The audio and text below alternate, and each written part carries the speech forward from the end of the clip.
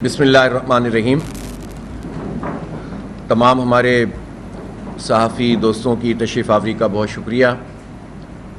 آج دو تین بہت اہم موضوعات پر بات کرنی ہے، لیکن ہم آغاز کریں گے سب سے پہلے قطر پہ جس طرح اسرائیل نے حملہ کیا ہے۔ یہ کھلی عالمی دہشت گردی ہے، اور ہم اسرائیل کے اس حملے کی بھی مذمت کرتے ہیں اور ٹرمپ کی اور امریکہ کی منافقت کی بھی مذمت کرتے ہیں، اس لیے کہ اس وقت اسرائیل جو کچھ فلسطین میں کر رہا ہے اور پوری دنیا میں دہشت گردی کر رہا ہے۔ اسرائیل نے ایران پر حملہ کیا، لبنان پہ حملہ کیا، یمن پہ حملے کر رہا ہے، قطر پہ حملہ کیا، تیونس میں فلوٹیلا پہ اس نے ڈرون اٹیک کیا، اور کل تو اس نے کھلم کھلا پوری دنیا کو دھمکی دی ہے، اور اس نے یہ بھی کہا ہے کہ ہم ہر جگہ پر حملہ کر سکتے ہیں۔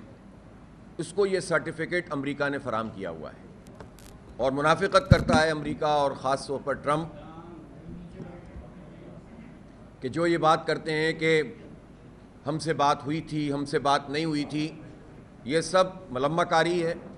عملاً ایک ایک بچے کا جو خون بہہ رہا ہے فلسطین میں، وہ نیتن یاہو کی گردن پہ بھی ہے اور امریکی صدر کی گردن پہ بھی ہے، اور اس بات کو امریکہ کو سمجھ لینا چاہیے اور امریکی عوام کو بھی سمجھ لینا چاہیے کہ ان کی ریاست نسل کشی کو فروغ دے رہی ہے، ان کی ریاست انسانیت کا قتل عام کر رہی ہے، اور جس طرح وہاں پر بعض امیر انسان نکل کر کھڑے ہوتے ہیں اور خود ٹرمپ کے سامنے آ کر کھڑے ہو جاتے ہیں، ہم ان کو خراج عقیدت پیش کرتے ہیں۔ پوری دنیا میں جو لوگ احتجاج کر رہے ہیں وہ سب قابل قدر ہیں، لیکن حقیقت بات یہ ہے کہ قطر پر جس طرح یعنی میڈییشن کا کردار قطر ادا کر رہا تھا، خود امریکہ کے کہنے پر ڈائیلاگ ہو رہے تھے، مذاکراتی ٹیم پر حملہ کرنا یہ شاید انسانی تاریخ کے بدترین واقعات میں سے یہ واقعہ ہے، اور اس کی جو پوری کی پوری رسپانسبلٹی ہے وہ ٹرمپ کے اوپر عائد ہوتی ہے، امریکی صدر پر عائد ہوتی ہے، اور امریکی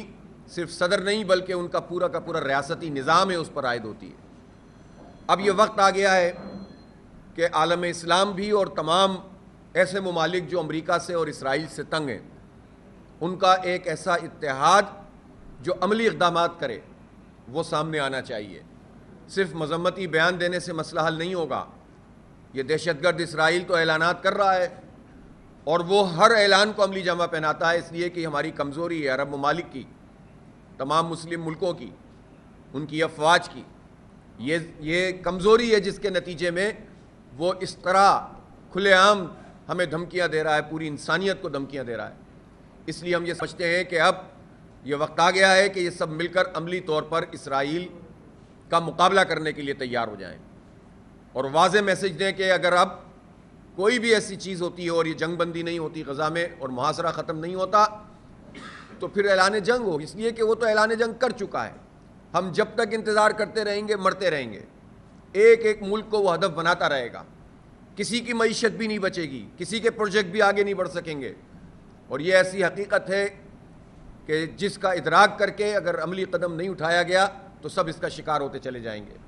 لہٰذا ہم تمام مسلم ملکوں سے اور بالخصوص پاکستان سے کہنا چاہتا ہوں، مجھے یہ اچھی بات ہے کہ وزیر اعظم شہباز شریف نے قطر کا دورہ کیا ہے، لیکن پاکستان ایک لیڈنگ رول ادا کر سکتا ہے، اس لیے کہ پاکستان کی طرف سب دیکھتے ہیں، اور پاکستان کی یہ حیثیت ہے بھی الحمدللہ۔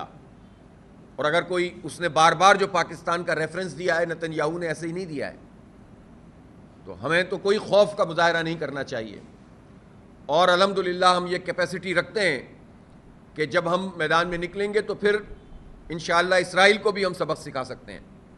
لہذا اس سے پہلے جو اقدامات کرنے ہیں وہ اقدامات مکمل کیے جائیں، ڈپلومیسی کے میدان میں بھی اور تیاری کے میدان میں بھی۔ اور ایک واضح میسج جانا چاہیے، اب بہت ہو چکا ہے، اب کوئی ایسی چیز نہیں ہے جس سے ہم پیچھے ہٹ سکیں۔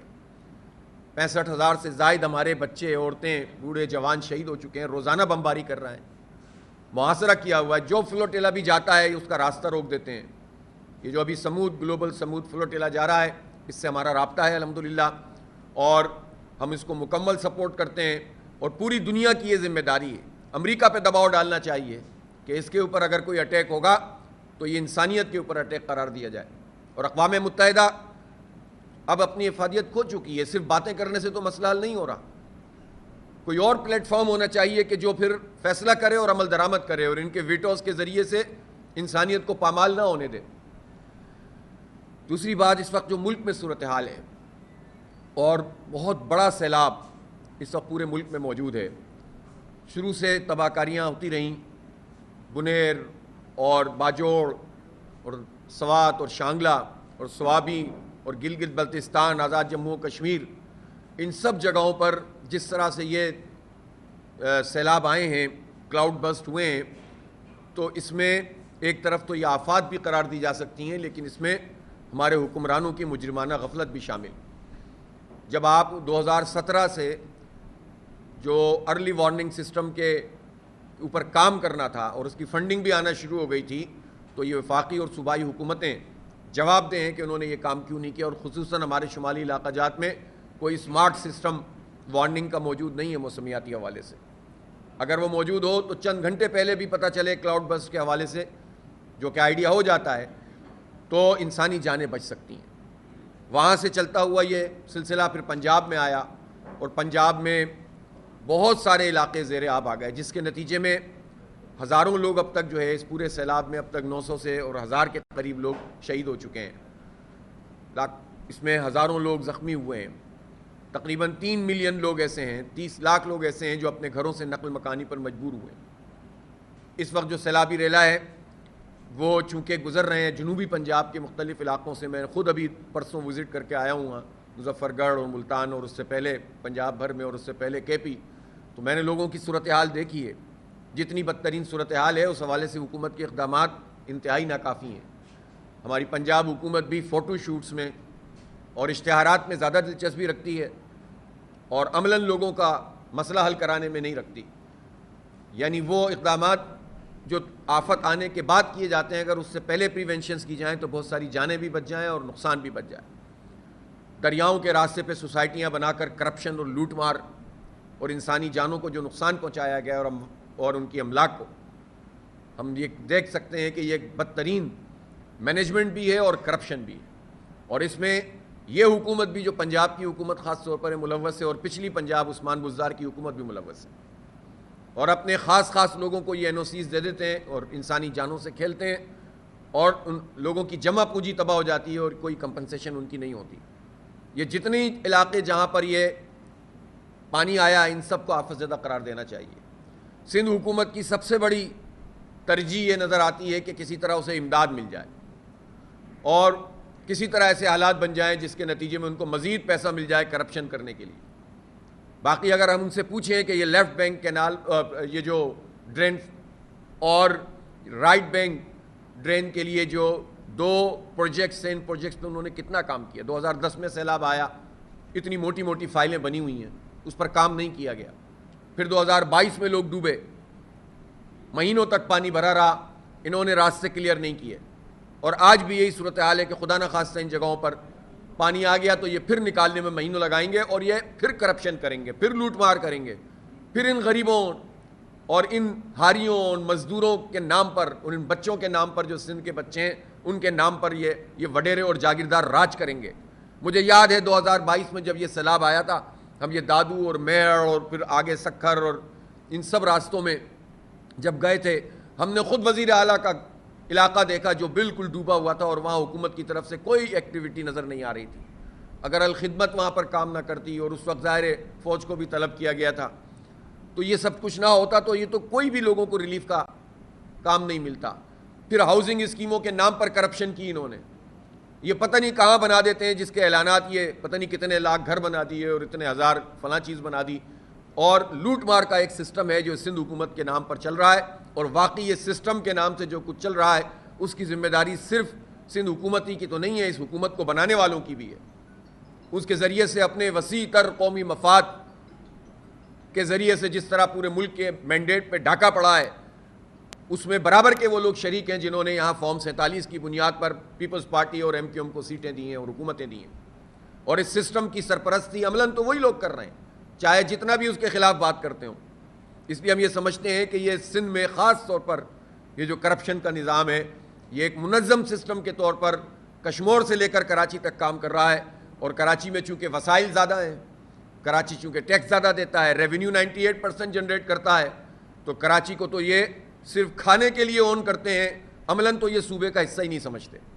یہ جو ان کا وڈیرا نسل پرست مائنڈ سیٹ ہے پیپلز پارٹی کا، اس میں یہ کراچی کو عملاً صوبے کا حصہ نہیں سمجھتے، لیکن کھانے کے لیے اس پر قبضہ رکھنا چاہتے ہیں، اس کو جو ہے وہ اپنے ہاتھوں میں رکھنا چاہتے ہیں، لیکن اس کو دینا کچھ نہیں چاہتے، لیتے سب کچھ ہیں، لیکن اس کے لینے کے نتیجے میں اگر سندھ کے تمام عوام کا بھلا ہو رہا ہو تو چلو پھر بھی کچھ غنیمت ہے، لیکن وہاں بھی کچھ نہیں ہو رہا۔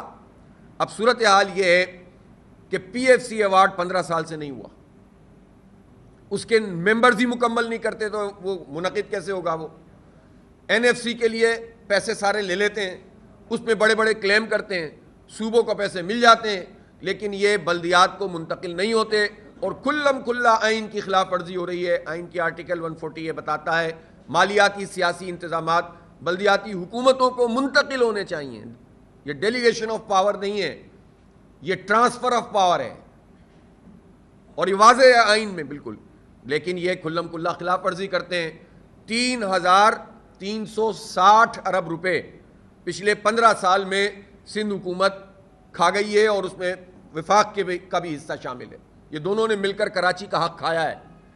3,360 ارب روپے جو کراچی کو ملنے تھے، اے ڈی پی کے جو سندھ کی تھی، پی ایس ڈی پی جو وفاق کی ہے، اوزی ٹی کے جو پیسے ملنے تھے، جو معاہدہ ہوا تھا باقاعدہ کہ جون 1999 کے جو ہسٹوریکل شیئر ہے اس کے مطابق جو پیسے آئیں گے وفاق سے، چنگیاں ختم ہونے کے بعد ایک سسٹم بنا تھا کہ سیلز ٹیکس کے پیسے منتقل کیے جائیں گے، اور اس میں ہسٹوریکل شیئر تھا کراچی کا 76%، تو وہ 76% کیا پورے سندھ کے بلدیات کو بھی نہیں ملا اس طرح سے پورے باقی علاقوں میں، لیکن کراچی کا حق تو کھایا گیا۔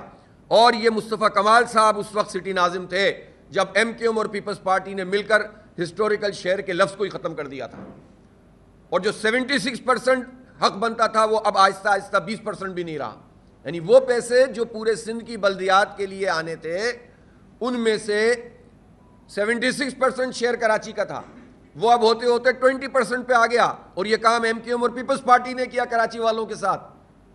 اب جو ہے وہ بیوقوف بنانے کے لیے یہ ایک دوسرے کے خلاف بات کرتے ہیں۔ عملاً کراچی کی تباہی انہی دونوں پارٹیوں کی ہے، اور ان دو پارٹیوں کو جو سپورٹ کرتی ہیں قوتیں انہوں نے تباہ کیا ہے کراچی کو، اور عملاً یہ ہوا کہ وہ پیسے بھی نہیں مل رہے، تو نہ او زی ٹی کے پیسے دے رہے ہیں، نہ جو ہے وہ اے ڈی پی کے پیسے لگ رہے ہیں جو اینول ڈیولپمنٹ فنڈز ہوتے ہیں، جو پروگرام ہوتے ہیں، اور نہ پی ایس ڈی پی جو وفاقی ترقیاتی فنڈ ہوتا ہے اس کے پیسے مل رہے ہیں۔ اب پروجیکٹس آپ دیکھیں کراچی میں کیا تباہی مچائی ہوئی ہے انہوں نے۔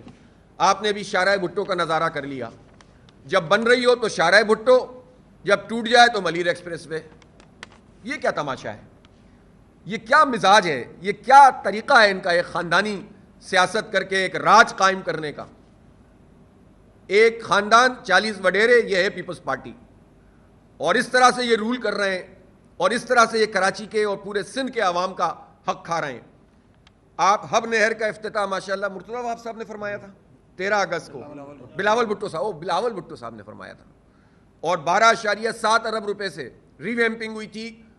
وہ پروجیکٹ جو افغانی صاحب عبدالستار افغانی نے ہب ڈیم سے کراچی کو پانی کی سپلائی کا یہ پروجیکٹ مکمل کیا تھا 100 ملین گیلن پر ڈے کا، اب یہ 30 ملین گیلن بھی نہیں ملتا اس سے، اور اب تو وہ بھی نہیں ملے گا، کیونکہ بقول ان کے جب ٹوٹ جاتا ہے تو یہ خود شگاف ڈالتے ہیں، جب بہہ جاتا ہے ان کا پروجیکٹ تو یہ کہتے ہیں کہ یہ راستے میں ہم نے بنایا ہے اسی لیے تھا، ابھی تو ہم بنی نہیں ہے شاہراہ۔ تو یہ جو اتنے اربوں روپے سے ری ویمپنگ کا پروجیکٹ تھا یہ بھی تباہ و برباد ہو کر رہ گیا۔ ایک گرین لائن پروجیکٹ ہے جو 3 حکومتیں برداشت کر گیا ہے۔ نون لیگ کی حکومت میں یہ شروع ہوا تھا، وفاق نے کہا تھا ہم بنائیں گے، پھر اس کے بعد عمران خان صاحب کی 3.5 سال کی حکومت رہی، مکمل نہیں ہوا، پھر اس کے بعد پی ڈی ایم 1 آئی، مکمل نہیں ہوا، پی ڈی ایم 2 آئی، مکمل نہیں ہوا، ابھی تک یہ پروجیکٹ مکمل نہیں ہوا۔ ریڈ لائن نے تباہی مچائی ہوئی ہے پورے شہر میں، یہ جتنے ہمارے صحافی بھائی یہاں پر آئے ہیں یہ جانتے ہیں، یہ صبح شام ان سڑکوں کے اوپر رگڑا کھاتے ہیں، ہم بھی اسی شہر کے رہنے والے ہیں، جتنے دن کے لیے بھی اب مجھے یہاں پر آنا ہوتا ہے، آنا مشکل ہو جاتا ہے، کسی بھی روٹ سے آپ آئیں ہر جگہ پر جو ہے وہ آپ کو کھڈے نظر آئیں گے، مٹی نظر آئے گی، کچرا نظر آئے گا، اس لیے کہ Sindh solid waste management Sindh حکومت نے اپنے قبضے میں کر کے رکھی ہوئی ہے. واٹر اینڈ سیوریج بورڈ ان کے قبضے میں موجود ہے. پروجیکٹ یہ مکمل نہیں کر رہے. وہ پروجیکٹ جو 50 ارب روپے سے شروع ہوتے ہیں 60 ارب روپے سے وہ 200 300 ارب روپے پہ پہنچا دیتے ہیں. ریڈ لائن اب یہ تقریباً $700 ملین کا پروجیکٹ ہو گیا, یہ 200 ارب روپے کے قریب ہیں. تو آپ بتائیے کہ اور یہ اور بڑھائیں گے, اس لیے کہ یہی راستے ہیں ان کے کرپشن اور لوٹ مار کے. اور آپ مجھے بتائیے S3 پروجیکٹ کہاں ہے جو سیوریج کا ہے؟ K4 منصوبہ وفاق اور صوبے مل کر, اور وفاق اور صوبے الگ الگ نہیں ہیں, اس لیے کہ یہ سب ایک PDM ہے. MQM, پیپلز پارٹی, نون لیگ, یہ سب ایک ہیں. JUI, ان سب نے مل کر جو ہے رجیم چینج کیا تھا. ان سب نے مل کر ایک طرح سے جو ہے وہ اس راج کو قائم کیا ہوا ہے. اور ابھی بھی آپ دیکھیں جو قبضہ میئر صاحب جو جسے ہم کہتے ہیں کہ یہ جو سسٹم بنا تھا 193 ہار گئے تھے, 173 جیت گئے تھے, تو اس میں JUI اور نون لیگ اور پیپلز پارٹی کی مشترکہ ایفرٹ سے یہ کام ہوا تھا, اور میئر صاحب قبضہ کر کے آئے تھے اور کوئی ان کو لے کر آیا تھا جس نے برباد کر کے رکھ دیا مزید کراچی کو. تو آپ مجھے بتائیے کہ یہ پارٹیاں رسپانسبل ہیں, کوئی منصوبہ مکمل نہیں ہو رہا. K4 میں جتنے پیسے چاہیے سال میں کتنے چاہیے؟ 40 ارب روپے, اور دیتے کتنے؟ 3 ارب روپے. تو آپ مجھے بتائیے پروجیکٹ کیسے مکمل ہو جائے گا؟ تو آگمنٹیشن کیسے ہوگی؟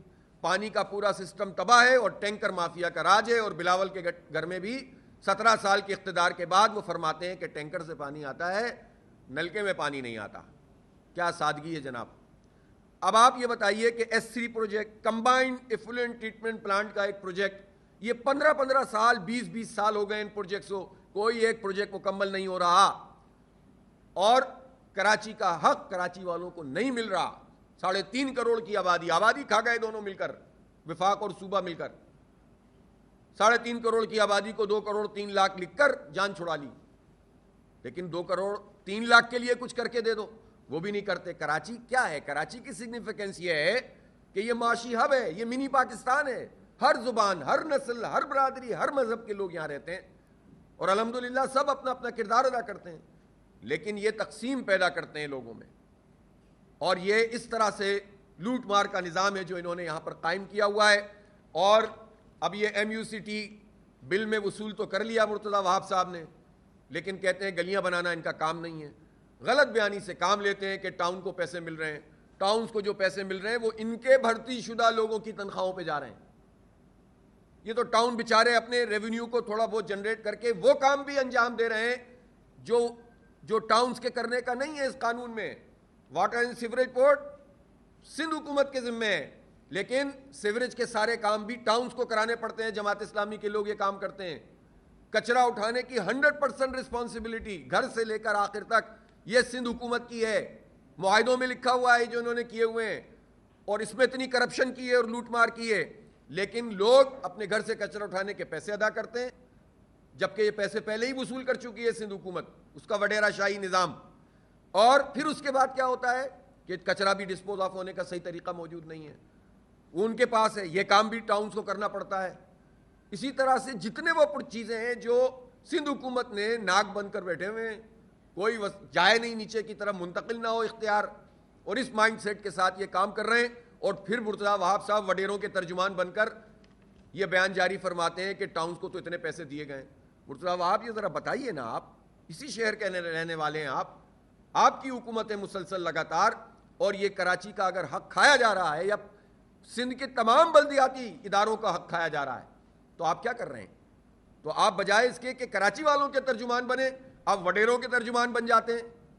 آپ جاگیرداروں کو تحفظ فراہم کرتے ہیں, آپ کرپٹ مافیا کا حصہ بن جاتے ہیں. تو یہ افسوس کی بات ہے. ہمیں کسی کی ذات سے کوئی پرابلم نہیں ہے, لیکن ہمیں ان تمام معاملات پر ہم بات کریں گے اور پوری قوت سے کریں گے. اور ان سب کو مسلط کرنے والوں سے بھی ہم کہتے ہیں کہ انہوں نے کراچی والوں کے ساتھ کیا, پورے سندھ والوں کے ساتھ اچھا نہیں کیا, بلکہ پورے پاکستان کے ساتھ اچھا نہیں کیا. جس طرح یہ فارم 47 کی بنیاد پر نااہل ترین لوگوں کو ہم پر مسلط کیا ہے, لوگوں کو بحثوں میں لگا دیا جاتا ہے, ڈیم بننا چاہیے نہیں بننا چاہیے. او بھائی یہ کون سی بحث ہے؟ کالا باغ ڈیم پر 2 صوبوں کا اعتراض ہے, آپ نہیں بنا رہے, نہ بنائیں. لیکن بھاشا ڈیم 2005 میں فیتا کاٹا, 2011 میں پھر کاٹا, پھر اس کے بعد ایک تیسری حکومت آئی, اس نے پھر کاٹا. اور اب پتہ چلا کہ یہ کہتے ہیں کہ 2030 میں مکمل ہوگا، اور دیامیر بھاشا ڈیم جس جگہ پہ بن رہا ہے وہاں کے لوگ احتجاج کر رہے ہیں کہ ہمیں کمپنسیشن نہیں ملی، زر تلافی نہیں ملا، ہماری جگہوں سے ہمیں منتقل کیا گیا ہے۔ کیسے بنے گا جب لوگ احتجاج کریں گے تو؟ اور ہزاروں کی تعداد میں لوگ اکٹھے ہو جاتے ہیں وہاں پر۔ پھر اسی طرح سے جو مومن ڈیم ہے جو بن رہا ہے اس کا پروجیکٹ کیوں نہیں وقت پہ مکمل ہو رہا؟ پھر اسی طرح سے جو اور ڈیمز ہیں جو زیر تکمیل ہیں ان پر تو تیزی سے کام کیجئے نا، تاکہ کچھ داسو ڈیم ہے۔ پھر جو ڈیمز ہیں جو اپرووڈ ہیں، کالا باغ ڈیم ایک طرف کیجئے آپ، اس پہ کنسنسس ظاہر ہے کہ یہ نہیں پیدا کر سکیں گے، چھوڑ دیں اس کو، لیکن چنیوٹ ڈیم، اکھوڑی ڈیم، کائزرک اسکردو کا ڈیم، بنجی ڈیم، سوان ڈیم، اس میں کیا تکلیف ہے؟ اس میں تو کسی کو اعتراض بھی نہیں ہے، لیکن یہ کام حکومتیں نہیں کر رہی، اس کے لیے کوئی ان کے پاس واضح لائن آف ایکشن نہیں ہے، جس کے نتیجے میں واٹر مینجمنٹ نہیں ہو پا رہی۔ کچھ ایکسپرٹس بٹھا دیے جاتے ہیں کہ جناب یہ ڈیم مسئلے کا حل نہیں ہے، تو پوری دنیا میں تو لوگ ایسے ہی بے وقوف ہیں جو ڈیم بناتے ہیں، چائنا اتنے ڈیم بناتا ہے، انڈیا اتنے ڈیم بناتا ہے۔ وہ بھائی ہر چیز کا اپنا ایک رول ہوتا ہے۔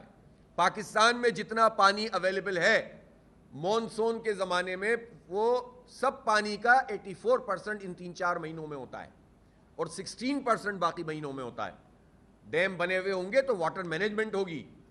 جو پانی سمندر میں ہمیں گرانا ہے، جب پانی کم ہوتا ہے تو وہ پانی کم گرتا ہے نا، تو وہ بھی مینیج ہو جائے گا اس سے، نہریں مینیج ہو جائیں گی اس سے، زمینیں جو ہے وہ آباد ہوں گی۔ صرف ایک ذریعہ نہیں ہوتا لیکن اہم ذریعہ ہوتا ہے۔ فلڈ جب زیادہ آئے گا تو اس کے بھی اسپل ویز کو کنٹرول کر کے آپ مینیج کر سکتے ہیں کہ کم سے کم نقصان ہو، کس کو کھولنا ہے کس کو روکنا ہے۔ تو تباہی اور آفات کا تو کوئی مقابلہ نہیں کر سکتا، لیکن 60-70% فلڈ کو بھی مینیج کیا جا سکتا ہے، ڈیمز بنے ہوئے اور اس کے ساتھ ساتھ باقی میجرز بھی لیے ہوئے ہوں۔ پہاڑوں پہ سے درخت کاٹنا یہ کس نے سکھایا ہے؟ حکومت جس کی بھی ہو کے پی میں، ابھی تو تیسری لگاتار ٹرم میں پی ٹی آئی کی حکومت ہے اور درخت کٹ رہے ہیں، یعنی ان کا تو دعویٰ تھا کہ وہ درخت لگانے والے ہیں، لیکن جو ٹمبر مافیا وہاں درخت کاٹ کے نقصان پہنچا رہی ہے۔ یہ جو دبنیر میں واقعہ ہوا ہے یہ درخت نہ ہونے کی وجہ سے ہوا ہے۔ ایک ماحولیات پہ اثر پڑا جس سے یہ کلاؤڈ برسٹ کا فنومینا آگے بڑھتا ہے، اور دوسرا جب یہ برسٹ ہوا تو ویلوسٹی آپ کنٹرول نہیں کر سکے، اور آپ لینڈ سلائیڈنگ، درخت روکتے ہیں اگر یہ جڑیں اس کی پیوست ہوتی ہیں مختلف چیزیں تو کمپیکٹ کرتے ہیں مٹی کو، تو یہ بھی جو ہے وہ محفوظ رہتے ہیں لوگ۔ پتھر اس طرح سے نہ تیزی سے آتے ہیں اس ویلوسٹی سے اور نقصان نہ پہنچاتے ہیں، انسانی جانیں بچ جاتی۔ تو کون رسپانسبل ہے؟ یہ راوی میں جو انہوں نے بستیاں بسا دیں، کون رسپانسبل ہے؟ یہی ساری حکومتیں ہیں جو ایک دوسرے کے خلاف باتیں کرتی ہیں، لیکن کمیشن کے کاموں میں، کرپشن کے کاموں میں، بڑی بڑی مافیا، آئی پی پی مافیاز کو سب مل کر تقویت پہنچاتے ہیں، بلڈرز مافیا کو سب مل کر تقویت پہنچاتے ہیں، لوگوں کو لوٹنے کے لیے سب مل جاتے ہیں۔ پارلیمنٹ کی تنخواہیں بڑھانی ہو، پارلیمنٹیرین کی سب ایک ہو جاتے ہیں۔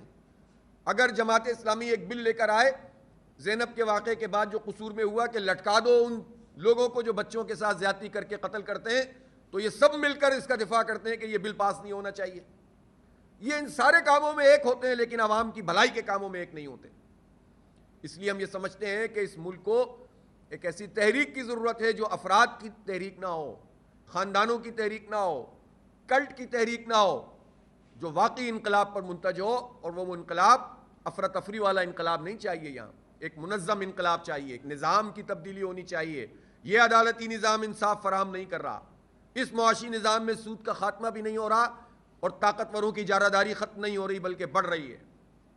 اس میں کرپٹ مافیا مزید طاقتور ہوتی چلی جا رہی ہے۔ یہ ایک کنسورشیم ہے ان لوگوں کا جو طاقت رکھتے ہیں، جس میں جاگیردار اور وڈیرے ہیں، جس میں سرمایہ دار ہیں، جس میں اسٹیبلشمنٹ کے بھی بعض لوگ موجود ہیں، اور جس میں جو ہے وہ یہ نام نہاد سیاسی لوگ کہ جو سیاست کے بجائے سب کچھ کرتے ہیں۔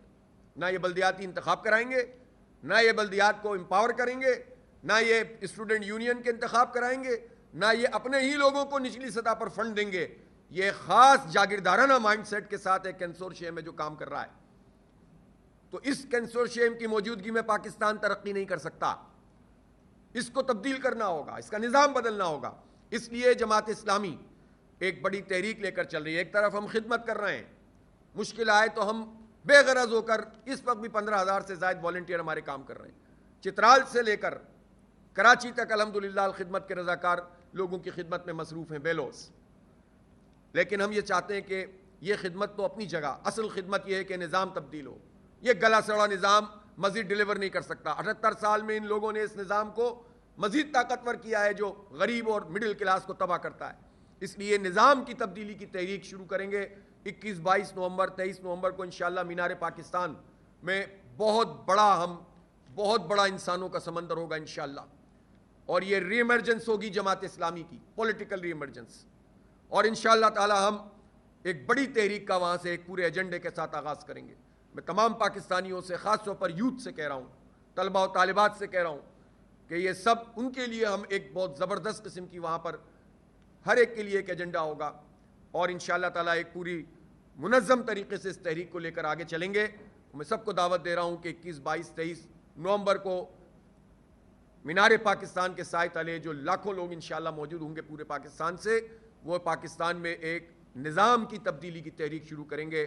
افراد کی نہیں، پارٹیوں کی نہیں، خاندانوں کی نہیں، کلٹ کی سیاست نہیں، طاقت کی سیاست نہیں، بندوق کی سیاست نہیں، بلکہ عوامی تحریک جو منظم ہو، آرگنائزڈ ہو، اور جو جنون انقلاب پر منتج ہو، انشاءاللہ وہ شروع کریں گے۔ بہت بہت شکریہ۔